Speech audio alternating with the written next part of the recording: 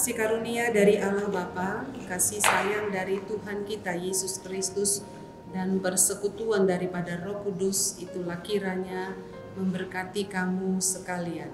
Amin. Salam Bapak Ibu dan saudara-saudara yang dikasihi Tuhan, anak kami remaja dan Naposo Bulung. Firman Tuhan sebagai renungan harian untuk kita pada hari ini diambil dari kitab Yohanes pasalnya yang ke-17 ayatnya yang ke-20.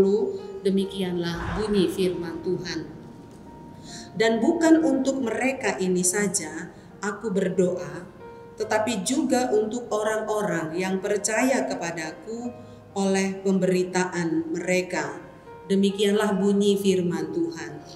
Saudara, Yesus yang sudah kita rayakan dalam kelahirannya pada bulan Desember yang lalu, dalam Alkitab ini, terutama dalam kitab Yohanes pasal 17 ini, adalah Yesus yang selalu berdoa. Bahkan di ayat-ayat yang lain, semasa hidup di dunia ini, Yesus selalu berdoa. Dalam kepadatan pelayanannya, Yesus selalu menyingkir dari banyak orang untuk berdoa, berinteraksi dengan Tuhan.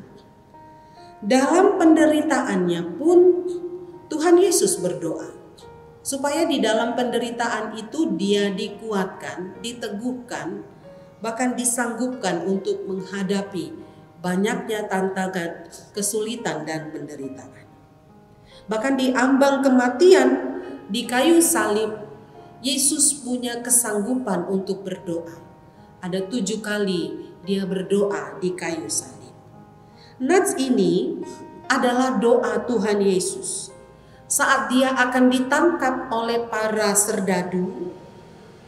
Saat itu dia berdoa untuk murid-muridnya. Dia mengambil waktu sejenak untuk berdoa, menyerahkan murid-muridnya ke dalam tangan Tuhan yang Maha Kasih. Karena waktunya sudah dekat. Karena dia akan meninggalkan dunia ini, meninggalkan aktivitasnya di tengah-tengah dunia ini.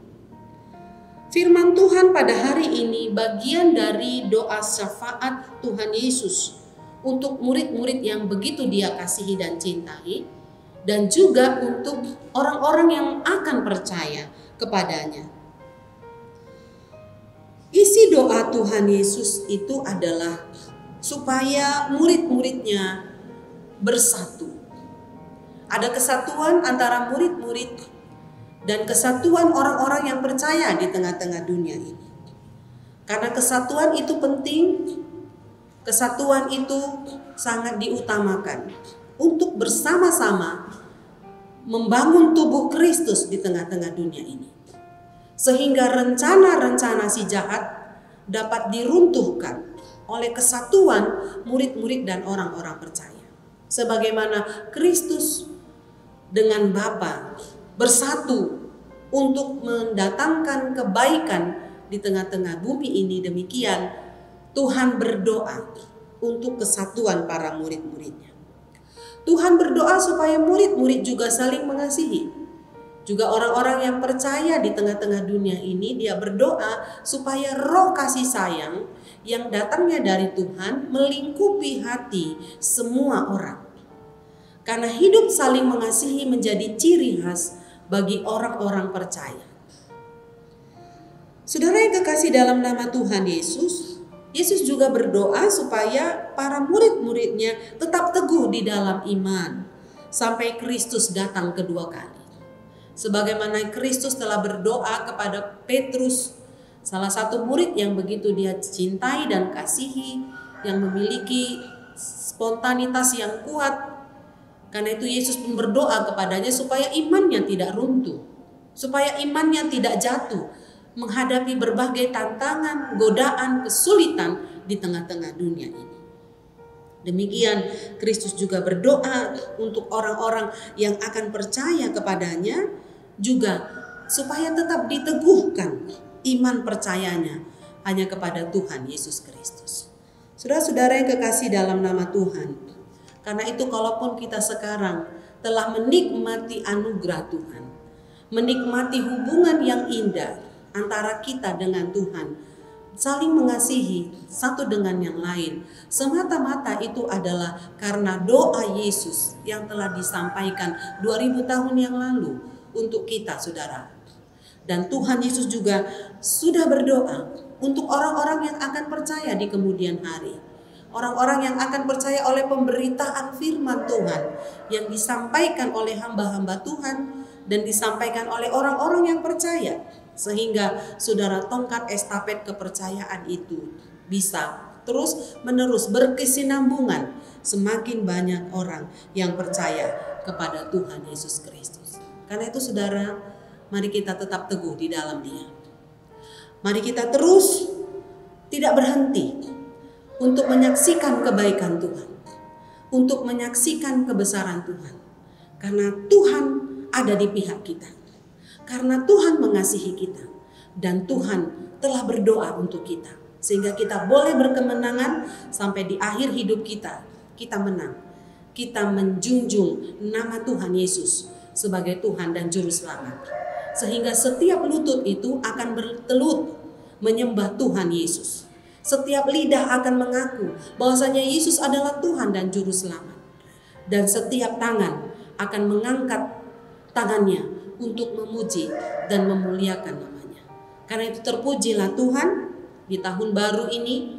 Mari kita meningkatkan hidup berdoa. Sama seperti Kristus yang selalu berdoa. Demikian tahun 2022 kita tingkatkan interaksi kita dengan Tuhan. Lewat doa-doa kita tingkatkan kasih kita kepada sesama, kita tingkatkan kesetiaan kita kepadanya. Maka berbahagialah kita selama hidup kita. Amin. Mari kita berdoa. Bapa di surga, terima kasih. Kami bersyukur memiliki Yesus Sang Juru Selamat yang telah berdoa untuk kami. Jauh sebelum zaman ini, Tuhan sudah mendoakan kami agar kami percaya kepadamu, agar kami memuji nama-Mu, agar kami mengaku bahwa Engkau adalah Tuhan dan Juru Selamat kami. Agar iman kami tidak gugur oleh karena kesulitan, oleh karena tantangan yang sedang kami hadapi di muka bumi ini. Terima kasih Tuhan, kami bersyukur memiliki Allah seperti Engkau. Demikian kami juga berdoa buat seluruh jemaat-Mu dimanapun berada. Biarlah roh takut akan Tuhan, roh kesetiaan, dan kasih sayang yang berasal dari Tuhan tetap melingkupi seluruh jemaat-Mu. Kami tidak boleh dikalahkan oleh masalah. Kami tidak boleh dikalahkan oleh kesukaran. Tetapi kami akan menangkan itu bersama dengan Tuhan. Karena Tuhan sudah berdoa untuk kami sehingga kami memperoleh kemenangan yang abadi. Terpujilah Engkau ya Allah, memberkati seluruh jemaat-Mu dari anak-anak hingga para lansia. Biarlah di dalam hidup anugerah Tuhan. Dan tolong kami untuk menjalani hari kami yang baru ini. Tahun yang baru ini akan kami jalani setapak demi setapak bersama dengan Engkau. Engkau yang kuatkan kami, Engkau yang tolong kami. Terpujilah Engkau ya Allah. Dalam Kristus Yesus kami berdoa dan mengucap syukur. Amin. Shalom Bapak Ibu dan Saudara yang kekasih, selamat tahun baru. Tuhan memberkati kita.